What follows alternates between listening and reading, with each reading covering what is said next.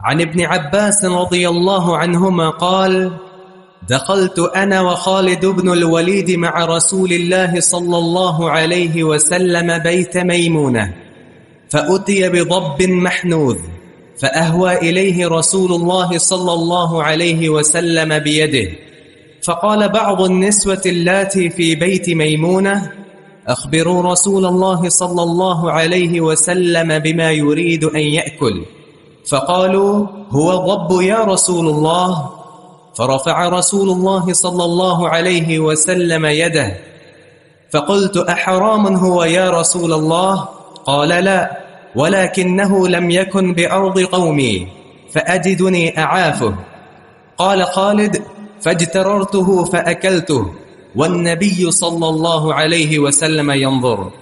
قال المؤلف رحمه الله المحنوذ المشوي بالرض وهي الحجارة المحماة. احسنت. اس حدیث کا موضوع جو ہے وہ ایک جانور ہے ضب. ضب ہماری زبان میں اس کو سانحہ بولتے ہیں. کچھ لوگ اس کو گوہ کا ترجمہ کرتے ہیں. گوہ غلط ہے, سانحہ یعنی سانحہ جانور یہ گوہ جیسا ہی ہوتا ہے. تو کچھ لوگوں پر یہ اس کا اشتباہ ہے, وہ ضب کا ترجمہ گوہ سے کرتے ہیں, حالانکہ ضب کا ترجمہ سانحہ. گوہ حرام ہے اور سانحہ حلال ہے. عربی میں سانے کو ضب کہتے ہیں اور گوہ کو ورل کہتے ہیں. ورل واو را لام. گوہ کو ورل کہتے ہیں اور سانے کو ضب کہتے ہیں. تو سانحہ کا گوشت حلال ہے یا حرام ہے؟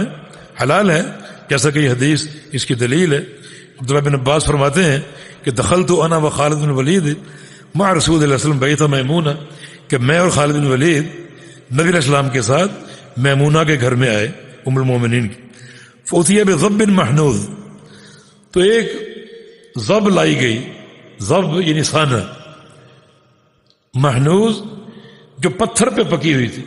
محنوذ یعنی وہ گوشت جو پتھر پہ, یعنی پتھر گرم ہو اس پہ رکھ کے اس کو سیکا جائے اور پکایا جائے.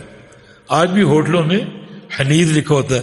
حنیذ, حنیذ اور محنوذ ایک ہی مادہ ہے, یعنی گرم پتھروں پر گوشت کو پکایا جائے. تو وہ محنوذ ضب تھی جو گوشت نبی علیہ السلام کو پیش کیا گیا. فأہویٰ الیہ رسول اللہ صلی اللہ علیہ وسلم بیدہ, تو جب کھانا رکھا گیا, چنا گیا اور کھانا شروع ہوا تو نبی علیہ السلام اپنا ہاتھ بڑھایا اس گوشت کی طرف.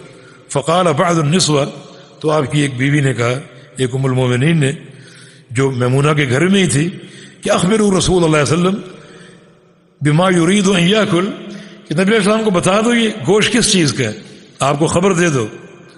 فقال هو ضب یا رسول اللہ, تو صحابہ نے عرض کیا یا رسول اللہ علیہ وسلم یہ سانحے کا گوشت ہے. فرفع رسول اللہ علیہ وسلم یدہ, تو نبی علیہ السلام نے اپنا ہاتھ اٹھا لیا اور وہ گوشت نہیں کھایا. فقلت احرام ہوا یا رسول اللہ, میں نے عرض کیا کہ یہ حرام ہے تاکہ ہم بھی نہ کھائیں. قال اللہ, فرمایا کہ نہیں, ولکنہ لم یکن بارض قومی فاجدنی اعافہ, سانحہ جانور میری قوم کی سرزمین پر نہیں ہوتا تو ہم اس کے کھانے کے عادی نہیں ہیں. فاجدنی اعافہ, لہذا میں اپنے آپ کو پاتا ہوں کہ میں اس سے بچوں. میرے اندر کچھ استقدار اور کراہت ہے, یعنی میں نہیں چاہتا کھاؤں, حرام نہیں ہے, لیکن چونکہ یہ جانور میری زمین پر نہیں ہوتا تو ہم لوگ نہیں کھاتے.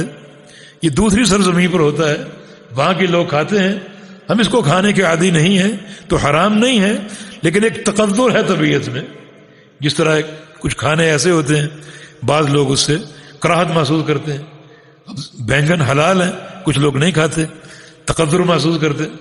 اس طرح فرمایا کہ یہ جو ضب ہے سانحہ ہے حلال, لیکن چونکہ میری زمین پر نہیں ہوتا, یعنی سرزمین تہامہ پر, اس لیے میں اس سے بچتا ہوں اور میں نہیں کھاتا. قال خالد, خالد نے کہا کہ میری عید ہوگی, سارا میں ہی کھاؤں گا. فاجتررتہ, میں نے وہ کھینچ لیا اپنی طرف. فاکلتہ, اور نبی علیہ السلام کے سامنے میں وہ ساری وہ ضب کھا گیا. وہ نبی صلی اللہ علیہ وسلم ینظر, اللہ کے پیارے پیغمبر دیکھ رہے تھے. علماء نے یہ حدیث تقریری کے لیے مثال کے طور پر پیش کیا ہے کہ ایک عمل نبی علیہ السلام کے سامنے ہو رہا ہو, آپ خود وہ عمل نہ کریں نہ اس سے روکیں، تو یہ ایک تقریری سنت کی مثال بن سکتی ہے۔ ہاں ایک حدیث میں آتا ہے کہ نہا رسول اللہ صلی اللہ علیہ وسلم ان اکل لحم الضب، کہ نبی علیہ السلام نے سانے کا گوشت کھانے سے منع فرمایا، ممانعت کی حدیث ہے۔